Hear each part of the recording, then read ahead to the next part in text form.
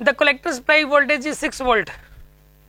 Voltage की supply की जा रही है, कलेक्टर वोल्टेज है 6 वोल्ट, ठीक है। और इसके अंदर एक रेजिस्टेंस है 600 ओम का, इसी में कलेक्टर सर्किट के अंदर ही 600 ओम का, यानी कि आउटपुट रेजिस्टेंस है 600 ओम, जिसके अक्रॉस वोल्टेज ड्रॉप है 0.6 वोल्ट। इस रेजिस्टेंस के अक्रॉस जो वोल्टेज ड्रॉप है, ये तो नेट वोल्टेज है पूरे सर्किट के अंदर।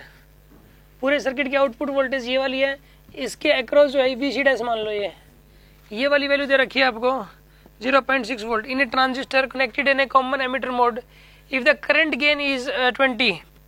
करंट गेन मतलब क्या दे रखा आपको, IC अपॉन में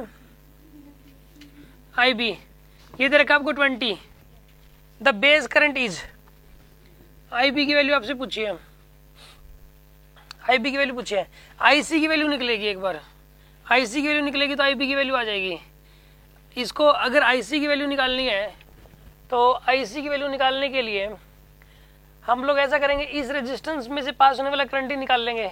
इस रेजिस्टेंस में से पास होने वाला करंट कितना हो जाएगा, 0.6 डिवाइडेड बाई 600, यानी कितना हो जाएगा, ये 6 अपॉन में 6000, यानी कि 1 अपॉन में 1000। ये IC आ गया। अगर इसके अंदर हम लोग पुट करें IC के अंदर तो ये हो जाएगा 1 अपॉन में 1000 अपॉन में IB, 1 upon IB is equals to 20 and IB is equals to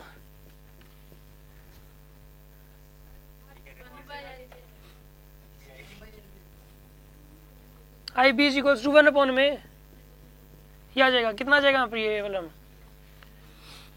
milli ampere में रखा है आपको, 1 अपॉन में 20 मिली एम्पियर आ गया फिर ये, यानी कितना हो जाएगा इस चीज के अंदर 0.00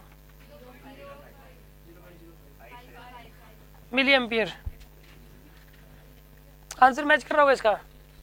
इसमें ना सुनो, इसमें ये वाली वोल्टेज बेवकूफ बनाने के लिए दे रखी है, ठीक है ना। ये वाली वोल्टेज बेवकूफ, जो कलेक्टर सर्किट है ना, कलेक्टर सर्किट का रेजिस्टेंस इतना दे दिया और कलेक्टर सर्किट के अक्रॉस जो वोल्टेज है वो इतनी दे दी, कुछ और जोड़ दिया होगा उसके अंदर, कोई डिवाइस जोड़ दिया होगा, कुछ भी ऐसा, और वो उसके जोड़ के और नेट वोल्टेज बता रहा है।